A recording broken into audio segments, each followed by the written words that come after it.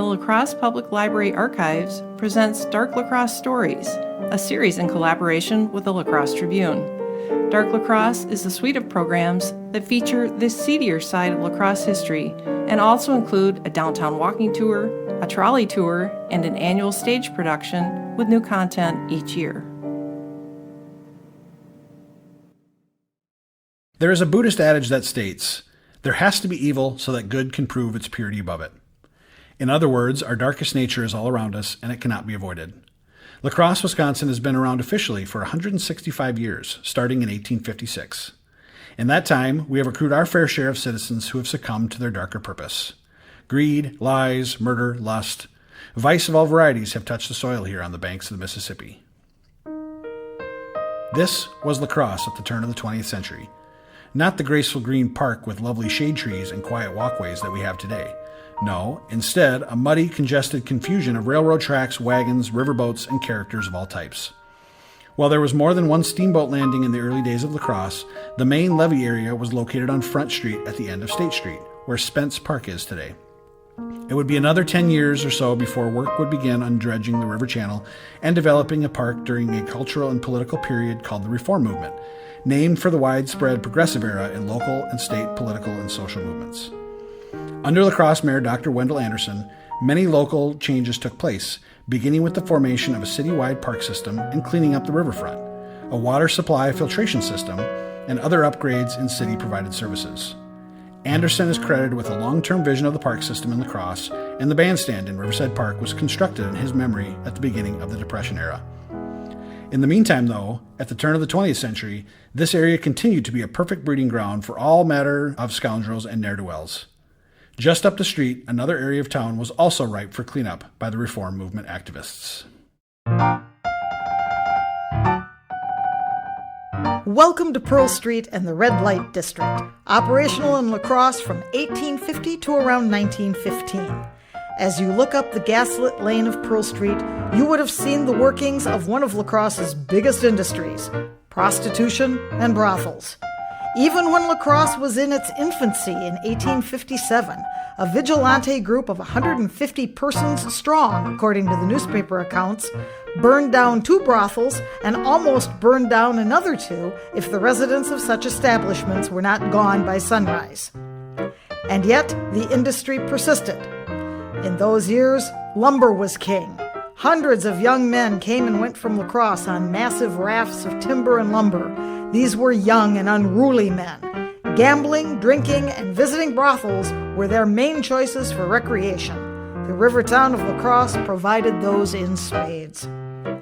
Ori Sorensen ran for mayor of La Crosse in 1913. In his campaign, he claimed to have had a list of 40 to 50 operational brothels in the city of La Crosse. Perhaps a vote for him meant solidarity to clean up the town, or maybe it meant he would give you a copy of the list. We can only speculate. If you were to look at the windows above the Pearl Street ice cream shop, try to imagine the silhouetted image of a corseted woman walking by under the red glow of a lantern. That was a brothel at this time. The owner of the Pearl, T.J. Petersley, tells of removing several small rooms during renovation, rooms just big enough to house a small bed and a chair. After a visit to one of those rooms, you might have heard a young woman say, "It was a business doing pleasure with you. Please come again." And now I'd like to welcome in Anita Taylor-Doring, Senior Archivist and the Archives Department Manager at the La Crosse Public Library, who did some of the initial research for this story. Historic tourism is about place. There are areas of downtown as well as residential neighborhoods in La Crosse that are virtually unchanged from 100 and more years ago. While keeping an eye on maintaining the commercial viability and dynamic nature of a thriving downtown, care should be taken to preserve that well-aged character as much as possible. But a historic sense of place is not just about preserving historic buildings. Context and good stories flesh out the historic cultural and social life of the area as well. La Crosse's Red Light District lets us do just that.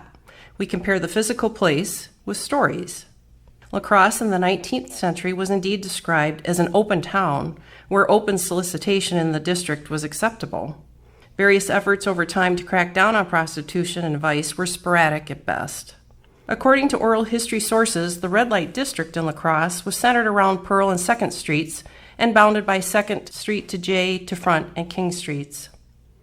From the beginning of white settlement in La Crosse in the 1840s to the mid-1880s, the number of men residing in the city was greater than the number of women. The goal of the constant flow of immigrants, mostly young men looking for work to establish themselves in a new country, was to save money and be able to bring other family members from the old country to the United States.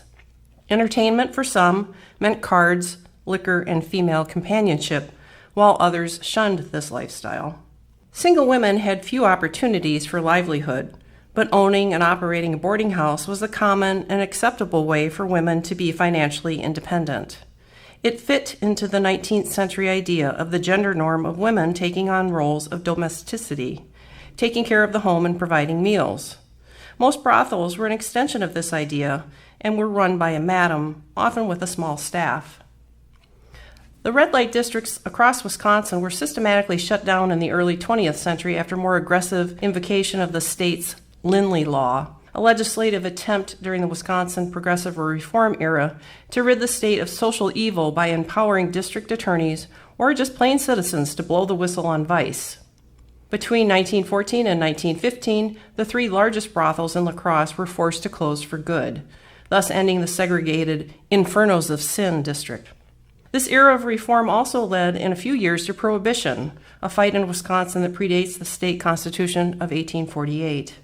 Access to alcohol, in the opinion of many social reformers, was at the crux of many societal ills. Fast forward now to the late 1970s, when TJ and Michelle Petersley renovated the upper floors of their Grand Hotel building on Pearl Street.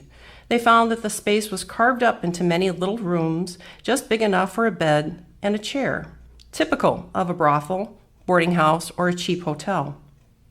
In 1980, when the city's Harborview Plaza Urban Renewal Project brought the new La Crosse Center within yards of the historic buildings on Pearl Street, Petersley was approached by Mayor Patrick Zielke with the idea of fixing the dilapidated boarded-up windows on the upper floors because they looked shabby. Zielke was thinking ahead to convention visitors and tourists, while Petersley was hoping his Cheddarhead's commercial venture would pay off someday. Lacking the resources for this renovation project, Petersley came up with an innovative way to solve the problem and spruce up the look of one of La Crosse's oldest commercial buildings. He reached out to the Graphic Arts Department at Western Wisconsin Technical Institute, now called Western Technical College, and Toby Hendrickson answered the call.